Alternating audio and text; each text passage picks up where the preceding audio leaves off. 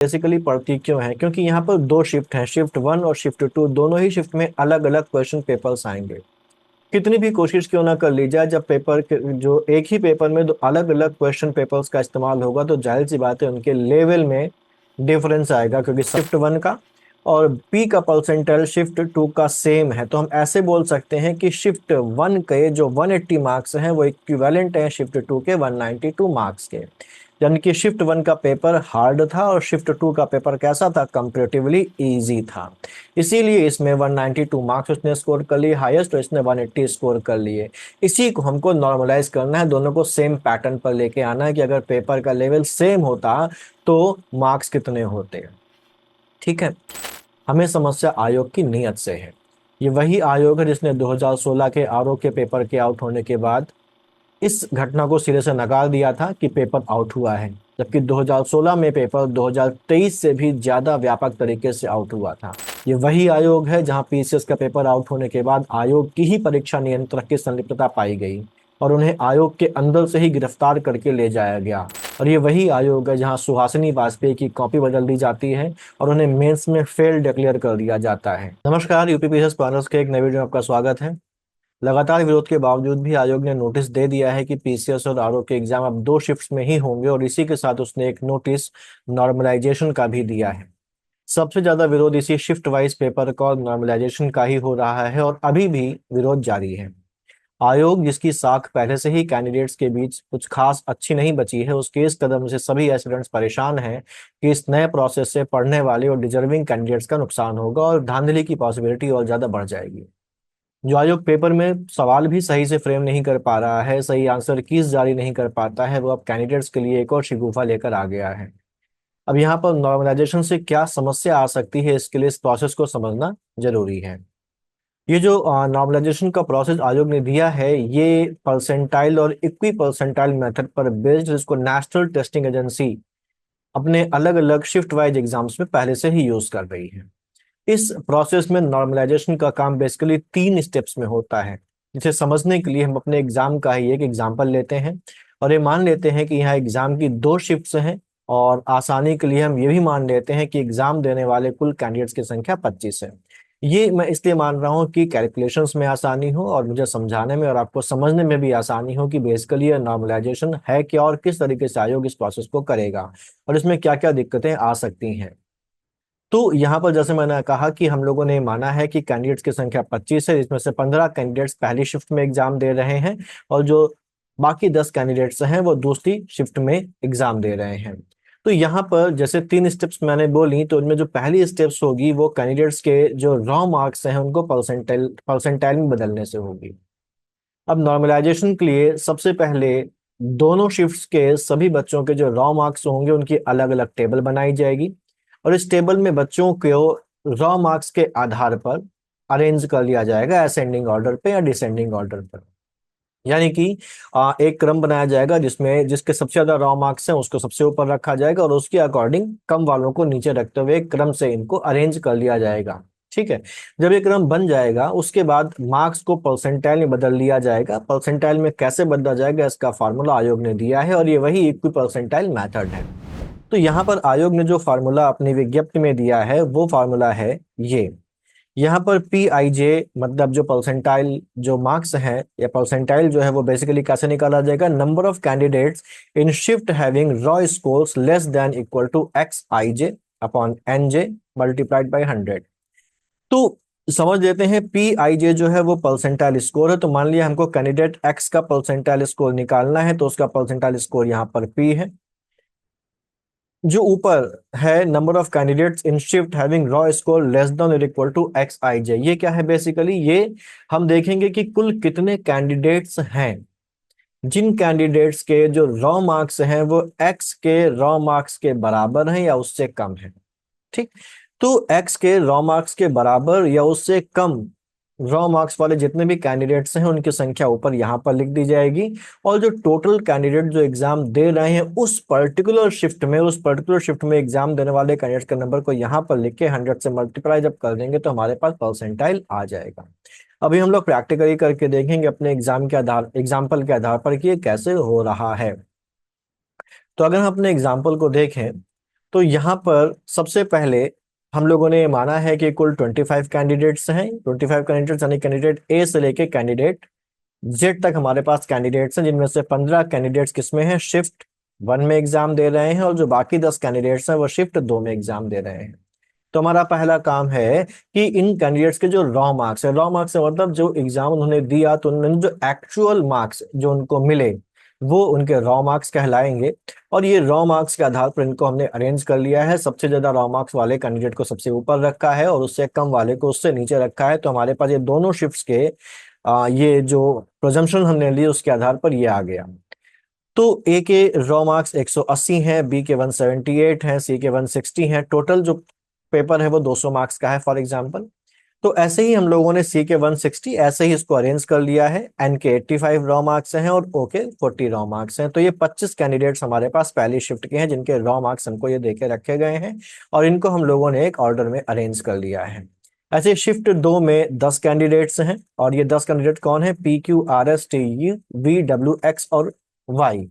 इनके जो मार्क्स हैं, पी के रॉ मार्क्स 192 हैं, क्यू के 186 हैं, ऐसे ही एस के 168, डब्ल्यू के 115, एक्स के 112 और वाई के 80 हैं। नॉर्मलाइजेशन की जरूरत बेसिकली पड़ती क्यों है, क्योंकि यहाँ पर दो शिफ्ट हैं, शिफ्ट 1 और शिफ्ट 2, दोनों ही शिफ्ट में अलग अलग क्वेश्चन पेपर्स आएंगे।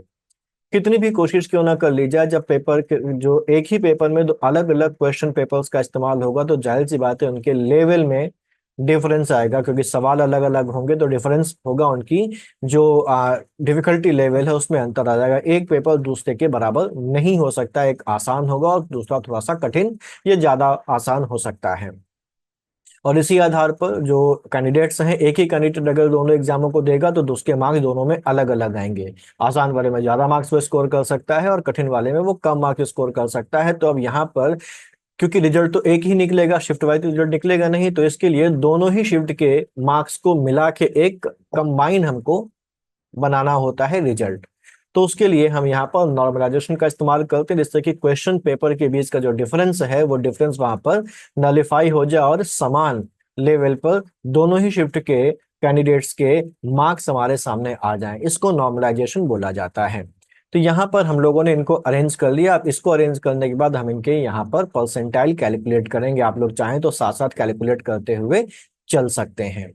जैसे यहाँ पर हमको कैंडिडेट ए का कैलकुलेट करना है परसेंटाइल। तो अगर हम फार्मूला देखें तो फार्मूला हमारे पास क्या था, फार्मूला हमारे पास था कि number of candidates in shift having raw scores less than और equal to X upon N into 100।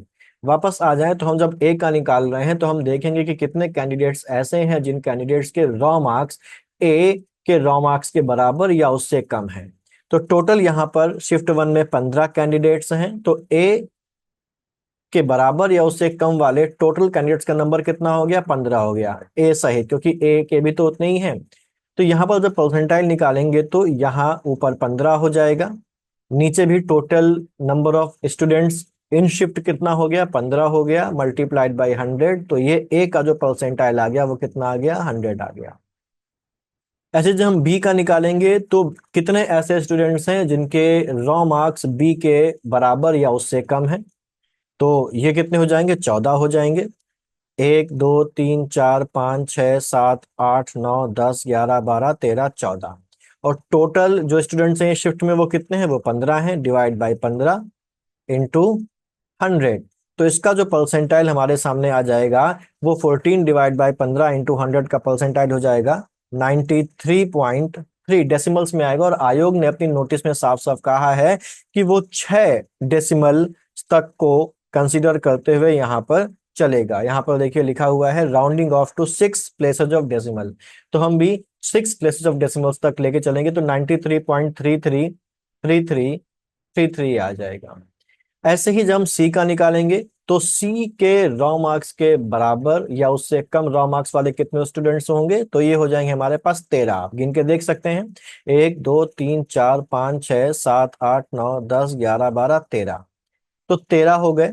और यहाँ पर कुल स्टूडेंट्स कितने हैं इस शिफ्ट में एग्जाम देने वाले, 15 मल्टीप्लाइड बाई 100। तो यहाँ पर हमारे पास जो इसके रॉ मार्क्स आएंगे सी के वो हो जाएंगे 86.6666667। आप कैलकुलेट करते हुए चल सकते हैं, साथ साथ मोबाइल में कैलकुलेटर खोल के या कैलकुलेटर में करके इसको कर सकते हैं। तो ऐसे ही हम बाकियों की भी कैलकुलेट कर लेंगे इधर के। और शिफ्ट टू में अगर देखें तो टोटल नंबर ऑफ स्टूडेंट्स 10 है। अगर हम पी का परसेंटाइल निकालें तो पी का परसेंटाइल कैसे निकालेंगे, कितने स्टूडेंट्स ऐसे हैं जिनके रॉ मार्क्स पी के बराबर या उससे कम है, तो टोटल कितने हो गए 10, डिवाइड बाय 10 इंटू 100, ये कितना आ जाएगा, इसका परसेंटाइल हो गया 100। ऐसे क्यू का निकाल लेंगे तो कितने स्टूडेंट्स ऐसे हैं क्यू सहित जिनका जो रॉ मार्क्स है वो क्यू के बराबर या उससे कम है, तो वो हो जाएगा हमारा 9, divide by total number of students 10 into 100, तो इसका परसेंटाइल हो जाएगा 90। और ऐसे ही क्योंकि ये राउंड फिगर में है तो ऐसे ही इसका 80 हो जाएगा। डेसिमल्स में लिख दें तो 0060 आ जाएंगे आगे, ऐसे इसका 70.60 और इसका 60 हो जाएगा, इसका 50 हो जाएगा, इसका 40 हो जाएगा, 30 हो जाएगा, 20 हो जाएगा और 10 हो जाएगा। तो मैंने यहाँ पर अलग से निकाल के टेबल को कंप्लीट करके रखा हुआ है आपके लिए, आप यहाँ पर देख सकते हैं। ये नेक्स्ट टेबल है, यहाँ पर मैंने सबके परसेंटाइल निकाल लिए हैं। ए का जो परसेंटाइल रॉ मार्क्स 80 है, परसेंटाइल 100 है। बी का रॉ मार्क्स 178 है, परसेंटाइल 93 है। सी का 160 है, परसेंटाइल 86.666667 है। शिफ्ट टू में पी का जो परसेंटाइल है वो 100 है, मार्क्स उसके 192 है। तो हम इसको ऐसे बोल सकते हैं कि यहाँ पर दोनों के परसेंटाइल सेम है, ए का परसेंटाइल शिफ्ट वन का और बी का परसेंटाइल शिफ्ट टू का सेम है। तो हम ऐसे बोल सकते हैं कि शिफ्ट वन के जो 180 मार्क्स हैं वो इक्विवेलेंट है शिफ्ट टू के 192 मार्क्स के। यानी कि शिफ्ट वन का पेपर हार्ड था और शिफ्ट टू का पेपर कैसा था, कंपैरेटिवली इजी था। इसीलिए इसमें 192 मार्क्स उसने स्कोर कर लिए हाईएस्ट, तो इसने 180 स्कोर कर लिए। इसी को हमको नॉर्मलाइज करना है, दोनों को सेम पैटर्न पर लेके आना है कि अगर पेपर का लेवल सेम होता तो मार्क्स कितने होते हैं। ठीक है, तो यहां पर पहली बात तो ये समझ में आ गई कि शिफ्ट टू के 192 मार्क्स शिफ्ट वन के 180 मार्क्स के इक्विवेलेंट होंगे। ठीक ऐसे ही यहाँ पर सारे परसेंटाइल हमने निकाल लिए। यहाँ पर सबसे लोवेस्ट मार्क ओ के हैं जो 40 हैं और इसका परसेंटाइल निकला 6.66667, 6 डिजिट तक राउंड ऑफ किया गया है। और यहाँ पर वाई के हैं जिसका परसेंटाइल निकला है 10। ठीक है, क्लियर। तो ये हम लोगों ने एक टेबल लिंक बना ली शिफ्ट वाइज, दोनों ही शिफ्ट के अलग अलग परसेंटाइल हम लोगों ने यहाँ पर निकाले हैं। शिफ्ट वन का है और ये शिफ्ट टू का है। अगर हमारे शिफ्ट वाइज रिजल्ट निकलना होता कि शिफ्ट वन में कितने लोग पास हैं, शिफ्ट टू में कितने लोग पास हैं, तो यहाँ हमारा काम खत्म हो जाता। लेकिन हमें पूरे एग्जाम का निकालना है रिजल्ट, जिसमें शिफ्ट वन और शिफ्ट टू का कंबाइंड रिजल्ट निकल के आएगा। जितने भी शिफ्ट होंगे उनका कंबाइंड रिजल्ट निकल के आएगा। तो हमको अब क्या करना पड़ेगा, हमको अब यहाँ पर नॉर्मलाइज करना पड़ेगा इन मार्क्स को, और उसके लिए कंबाइंड टेबल हमको बनानी पड़ेगी जिसमें हम देखेंगे कि ये जो परसेंटाइल है, इस परसेंटाइल के आधार पर जो नॉर्मलाइज रॉ मार्क्स होने चाहिए थे, जिसमें हार्डनेस और जो इजीनेस है क्वेश्चंस की या पेपर्स की, वो अगर सेम हो जाती तो कितने मार्क्स होते। तो अब हमारे पास आती है अगली स्टेप। अगले स्टेप में हम लोगों ने क्या किया, हम लोगों ने एक कॉमन टेबल बनाई जिसमें हम लोगों ने देखा कि कैंडिडेट्स के नाम हम लोग यहाँ पर लिखेंगे, परसेंटाइल लिखेंगे। ये जो दूसरी वाली टेबल, इसमें परसेंटाइल को बेस बनाया जाएगा और परसेंटाइल के आधार पर कैंडिडेट्स को रखा जाएगा। ठीक, अब यहाँ पर अगर देखें तो 100 परसेंटाइल किसके किसके हैं, तो ऊपर वाली टेबल में हम लोगों ने देखा कि जो 100 परसेंटाइल है, शिफ्ट वन में ए का 100 परसेंटाइल है और शिफ्ट बी टू में पी का 100 परसेंटाइल है और इनके रॉ मार्क्स 180 और 192 हैं। तो हमने यहाँ पर परसेंटाइल के आधार पर देखा कि भाई ए और पी दो ऐसे कैंडिडेट हैं जिनके परसेंटाइल कॉमन है 100, और शिफ्ट वन में ए के 180 मार्क्स थे और शिफ्ट टू वाले पी के 192 मार्क्स थे। ऐसे ही जो अगला परसेंटाइल है 93.33 का, देखिए ऊपर यहाँ पर 93.33 परसेंटाइल है हमारा। ठीक, 93.33 परसेंटाइल किसका है, बी का है, जिसके रॉ मार्क्स 178 है। हम लोगों ने यहाँ पर रख लिया बी को परसेंटाइल 93.33, शिफ्ट वन में था 178। अब 93.33 परसेंटाइल शिफ्ट टू में किसी का नहीं है। ठीक है, देखिए यहाँ पर 100 के बाद सीधे 90 आ गया है। तो यहाँ पर शिफ्ट टू में जो कॉलम, जो ये सेल है, ये सेल हमने खाली छोड़ दी क्योंकि यहाँ पर तो कोई कैंडिडेट है ही नहीं। अब 93.33 के बाद अगला परसेंटाइल कौन है, तो 93.33 के बाद परसेंटाइल हमारे पास अगला है 90 परसेंटाइल। 90 परसेंटाइल किसका है, क्यू का है। तो हम लोगों ने यहाँ पर इस टेबल में देखा कि Q 90 परसेंटाइल वाला है और ये शिफ्ट 2 का था, इसके मार्क्स कितने हैं 186 रॉ मार्क्स। शिफ्ट 1 में देखिए 90 परसेंटाइल किसी का नहीं है, शिफ्ट 1 में 90 परसेंटाइल किसी का नहीं है, तो इस टेबल में हमारे पास ये जो रॉ मार्क्स हैं ये खाली रह गए। बेसिकली क्या है, जितने भी परसेंटाइल हैं ये परसेंटाइल 100 परसेंटाइल, 100 के बाद 93.33, फिर 90 का परसेंटाइल आया, फिर उससे कम 86.67 है, 80%। तो अब हम लोग यहाँ पर परसेंटाइल के आधार पर क्रम लगाएंगे कि भाई 100 परसेंटाइल किसका है, 93.33 परसेंटाइल वाले कौन कौन से हैं, 90 परसेंटाइल वाले कौन से हैं, 86.67 परसेंटाइल वाले कितने हैं, 80 परसेंटाइल वाले कितने हैं। परसेंटाइल के आधार पर हम यहाँ पर ये टेबल बना रहे हैं, और इस टेबल को बनाने के बाद हम लोगों ने यहाँ पर उनके कैंडिडेट लिख लिए कि ए और पी ऐसे हैं जिनके 100 परसेंटाइल है, और ऐसे ही हम लोगों ने यहाँ पर इसको अरेंज कर लिया।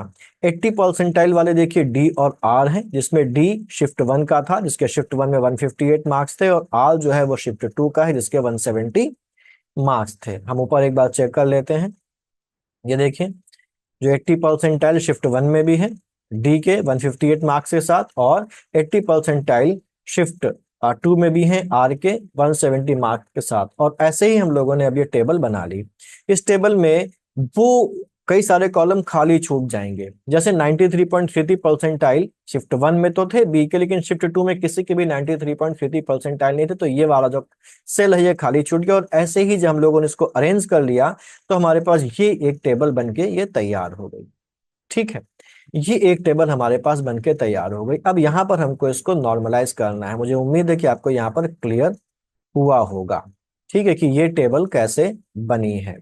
क्या किया है हम लोगों ने, मैं फिर से बता देता हूं। परसेंटाइल के आधार पर हम लोगों ने यहाँ पर एक परसेंटाइल को डिसेंडिंग ऑर्डर में सेट कर लिया, बड़े से छोटे की तरफ सेट कर लिया। फिर 100 परसेंटाइल, ये परसेंटाइल कौन से जो हम लोगों ने कैलकुलेट किए हैं, ए किस कैंडिडेट के उनके नाम लिख लिए, और उनके उनकी शिफ्ट में कितने कितने मार्क्स थे वो लिख लिए। अब यहाँ पर हमको नॉर्मलाइज्ड मार्क्स निकालने हैं। ये नॉर्मलाइज मार्क्स कैसे निकलेंगे, नॉर्मलाइज मार्क्स निकालने के लिए हम लोग यहाँ पर इनका एवरेज निकाल लेंगे। एवरेज कैसे निकालेंगे, यहाँ पर 180 रॉ मार्क्स 192 रॉ मार्क्स को जोड़ के 2 से डिवाइड कर देंगे, जो भी आएगा वो यहाँ का क्या हो जाएगा, नॉर्मलाइज मार्क हो जाएगा। अगर यहाँ पर शिफ्ट 3 होती तो हम शिफ्ट तीसरी शिफ्ट का रॉ मार्क भी यहाँ पर लिखते और फिर 3 से डिवाइड करते। 4 शिफ्ट होती तो चारों शिफ्ट के रॉ मार्क को जोड़ के हम 4 से डिवाइड कर देते, तो यहाँ पर नॉर्मलाइज्ड मार्क हमारे पास आ जाते। लेकिन यहाँ पर समस्या एक और आ जाती है। समस्या क्या आती है कि भाई यहाँ पर तो शिफ्ट 1 शिफ्ट 2 के दोनों ही मार्क्स अवेलेबल हैं, तो हमने नॉर्मलाइज मार्क एवरेज करके निकाल लिए। यहाँ पर भी हम 158 170 डिवाइड बाई 2 करके नॉर्मलाइज मार्क निकाल लेंगे। यहाँ पर भी हम 135 प्लस 148 करके नॉर्मलाइज मार्क निकाल लेंगे। लेकिन समस्या ये है कि यहाँ पर 178 शिफ्ट 1 का तो है, लेकिन शिफ्ट 2 में यहाँ पर कोई मार्क्स नहीं है, तो नॉर्मलाइज मार्क कैसे निकाला जाए। तो इसके लिए जरूरी है कि यहाँ पर हमें कोई ना कोई फिगर चाहिए।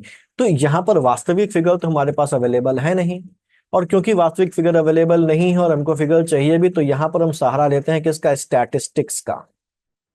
ठीक, और हम यहाँ पर एक कैलकुलेटेड फिगर डाल देते हैं कि अगर शिफ्ट 2 में भी किसी कैंडिडेट के 93.333 परसेंटाइल होते तो उतना परसेंटाइल होने पर शिफ्ट 2 में कितने मार्क्स होते, या अगर शिफ्ट 1 में किसी कैंडिडेट के 90 परसेंटाइल होते तो शिफ्ट 1 में 90 परसेंटाइल वाले के कितने मार्क्स होते, ये हम कैलकुलेट करके अब लिख देंगे। ठीक, और कैलकुलेट करने की जो तरीका हम लोग अपनाएंगे उसको बोलते हैं इंटरपोलेशन। क्या बोलते हैं, इंटरपोलेशन। इस इंटरपोलेशन का एक फार्मूला होता है, वो फार्मूला जो अपनाया जाता है इन संस्थाओं के द्वारा या स्टैटिस्टिक्स में जो अपनाया जाता है वो क्या होता है, नॉर्मलाइज मार्क निकालने के लिए, या जो यहाँ यहाँ पर बेसिकली हमको रॉ मार्क निकालना है यहाँ का, तो हम रॉ मार्क को आर से डिनोट कर लेते हैं।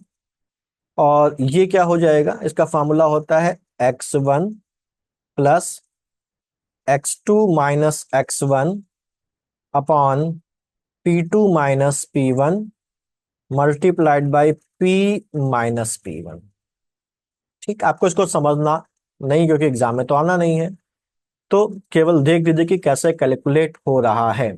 अब यहाँ पर x1 x2 P1 P2 P हमारे पास क्या है, तो एक एग्जांपल समझते हैं। मान लीजिए कि हमको यहाँ पर इसका रॉ मार्क हमको निकालना है। मैं इसको ब्लू से कर देता हूँ। यहाँ पर हमको रॉ मार्क, ये वाला रॉ मार्क को हम एक्स से, कैपिटल एक्स से डिनोट कर लेते हैं, तो थोड़ा समझने में आसानी रहेगी। तो यहाँ पर हमको निकालना है, ये कैपिटल एक्स है। ठीक।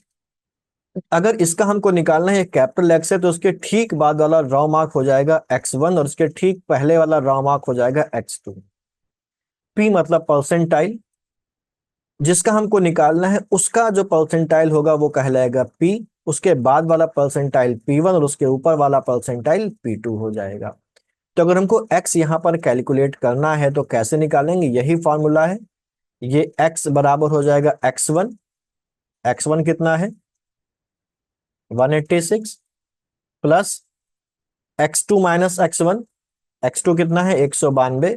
192 माइनस 186। नीचे है P2 माइनस P1। P2 कितना है 100, P1 कितना है 90। तो 100 minus 90 multiplied by P minus P1। P कितना है 93.3333। कैलकुलेटर से आप कर सकते हैं 93.333। आप जगह नहीं तो मैंने लिख दिया। माइनस कितना, P कितना है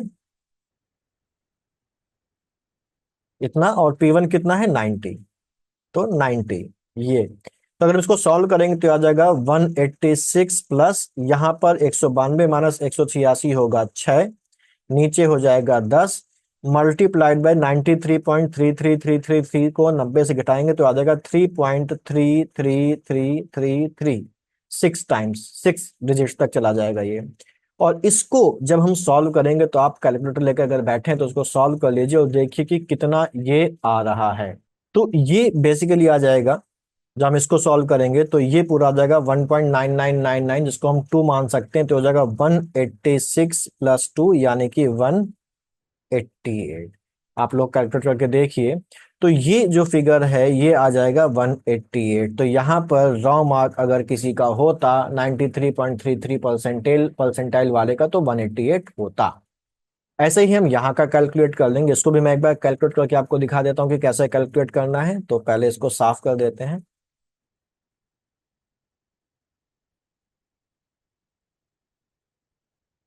ठीक है।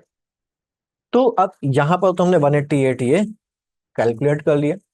यहाँ पर कैलकुलेट करना है तो हम x मान लेते हैं। इसको x मानेंगे तो अब ये x हो गया, इसके बाद वाली फिगर x1 हो गई, इसके ऊपर वाले का रॉ मार्क x2 हो गया, इसका खुद का परसेंटाइल p हो गया, इसके बाद वाला परसेंटाइल p1 हो गया और उसके ऊपर वाला परसेंटाइल p2 हो गया। कैलकुलेट करते हैं।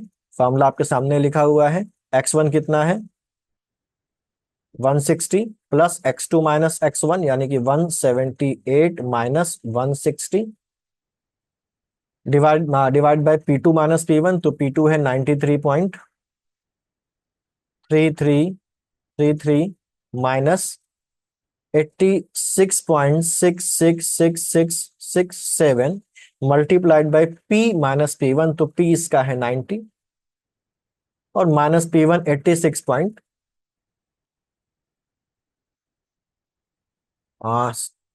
86.666667 ये आ जाएगा। सॉल्व करेंगे तो हो जाएगा 160 प्लस 178 माइनस 160 होता है 18। और नीचे अगर हम इसको माइनस कर देंगे तो नीचे माइनस करने पर हमारे पास ये जो आएगा वो आ जाएगा 6.6666667 मल्टीप्लाइड बाई 3.33333 6 टाइम्स 3 यानी कि 160 प्लस 9 ये फिगर आएगी और ये रॉ मार्क आ जाएगा 169। तो इसको भी हमने कैलकुलेट कर लिया 169। और इसी तरीके से हम जितने भी ये ब्लैंक प्लेसेस हैं इनको इंटरपोलेशन से कैलकुलेट करके यहाँ पर भर लेंगे। तो जब हम इसको भर लेंगे तो हमारे पास जो टेबल है वो कुछ इस तरीके की बनके चली आएगी। ठीक। जिसमें ये रेड्स जो दिखाई पड़ रहा है ये वो मार्क्स हैं जो असली नहीं है, लेकिन हमने इंटरपोलेशन से ये निकाल लिए कि अगर इस परसेंटाइल वाला कोई बच्चा यहाँ पर होता तो उसके कितने मार्क्स होते, इस परसेंटाइल वाला कोई बच्चा यहाँ पर होता तो उसके कितने मार्क्स होते, और इस परसेंटाइल वाला बच्चा कोई यहाँ होता तो उसके कितने मार्क्स होते। हमने कैलकुलेट कर लिया। अब हमारा काम खत्म। अब यहाँ पर केवल हमको इसका एवरेज निकाल कर लिख देना है और यही जो होगा ये आपका नॉर्मलाइज मार्क्स होगा। तो 1 यहाँ पर क्या हो जाएगा, 180 प्लस 192 डिवाइडेड बाई 2। तो ये जो नॉर्मलाइज मार्क आ जाएगा आपका वो आ जाएगा 186। ऐसे ही यहाँ पर नॉर्मलाइज मार्क 178 अपॉन या सॉरी 178 प्लस 188 डिवाइडेड बाई 2, ये हो जाएगा 183। और सारे नॉर्मलाइज मार्क ऐसे ही कैलकुलेट कर लिए जाएंगे यहाँ पर इनका एवरेज निकाल निकाल के, और ये जो नॉर्मलाइज मार्क है इसी के आधार पर आपका तैयार क्या होगा, रिजल्ट। जैसा फेसबुक और बाकी जगहों पर आप एक देख रहे हैं उस तरीके की कोई भी चीज नहीं, एक साइंटिफिक प्रोसेस है, स्टैटिस्टिकल प्रोसेस है, जिसमें अलग अलग शिफ्ट के मार्क्स को नॉर्मलाइज किया जाता है, एक लेवल पर लाया जाता है, क्वेश्चंस की हार्डनेस और क्वेश्चन की इजीनेस को नलीफाई करने की कोशिश स्टैटिस्टिक्स या सांख्यिकी के एक साइंटिफिक मेथड का इस्तेमाल करते हुए किया जाता है, जिस मेथड में अपने आप में कोई कमी नहीं है, कोई गलती नहीं है। ठीक है।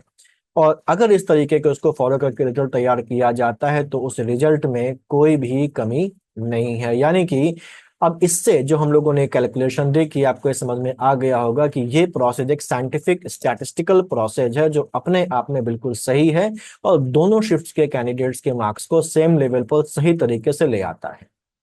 लेकिन हमें समस्या नॉर्मलाइजेशन के इस तरीके से नहीं है, हमें समस्या आयोग की नीयत से है। ये वही आयोग है जिसने 2016 के आरओ के पेपर के आउट होने के बाद इस घटना को सिरे से नकार दिया था कि पेपर आउट हुआ है, जबकि 2016 में पेपर 2023 से भी ज्यादा व्यापक तरीके से आउट हुआ था। सारे प्रमाण होने के बाद भी ना तो आयोग ने माना और ना ही जांच एजेंसियों ने माना कि पेपर आउट हुआ है और पेपर को कैंसिल नहीं किया। जब कुछ जुझारू लोग और सामाजिक कार्यकर्ता कोर्ट गए तब कोर्ट ने इनको लताड़ लगाई और पेपर रद्द करने का आदेश दिया। उसके बाद कहीं जाकर आयोग ने 2.5 से 3 साल के बाद उस पेपर को रद्द किया। लेकिन जो 3 साल बीच में चले गए, बर्बाद हो गए, इनकी कीमत की भरपाई कौन करेगा। इसके अलावा हाल ही में 2023 का पेपर जो आउट हुआ वो हम सबकी यादों में ताजा है कि कैसे पढ़ने वाले बच्चों ने सर्दी में भूखे प्यासे सड़क पर रातें काटी, लेकिन आयोग नहीं पसीजा। ये वही आयोग है जहां पीसीएस का पेपर आउट होने के बाद आयोग की ही परीक्षा नियंत्रक की संलिप्तता पाई गई और उन्हें आयोग के अंदर से ही गिरफ्तार करके ले जाया गया। यूट्यूब में उसकी क्लिपिंग्स पड़ी हैं, आप आराम से देख सकते हैं।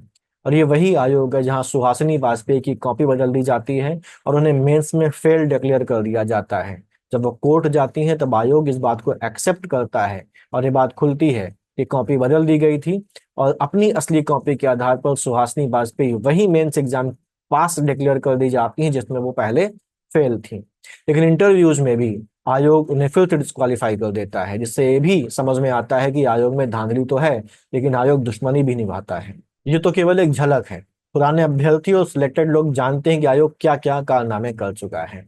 शुचिता, ट्रांसपेरेंसी और सही तरीके से पेपर कराना आयोग की जिम्मेदारी है और अगर पेपर आउट होता है या किसी भी और तरीके की धांधली होती है तो वह आयोग के सिस्टम की कमी है। उसका ठीक रहा अभ्यर्थियों के सर पर नहीं फोड़ना चाहिए, लेकिन यहाँ अपनी कमियों को दूर ना करके 2 शिफ्ट में पेपर करवाकर आयोग जो अभ्यर्थियों के बीच में असंतोष है उसको और ज्यादा बढ़ा रहा है।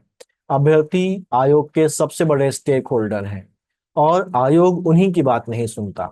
आप उन्हीं की बात नहीं सुनते हैं। सबसे पहले तो आपको इन स्टेक होल्डर्स को, जो अपने माँ बाप की गाढ़ी कमाई के बल पर उनकी उम्मीदों को पूरा करने के लिए दड़बों जैसे कमरों में भीषण सर्दी और सड़ी हुई गर्मी में भी एक दिन सफल होने के सपने के साथ मेहनत कर रहे हैं, उनका भरोसा जीतना होगा।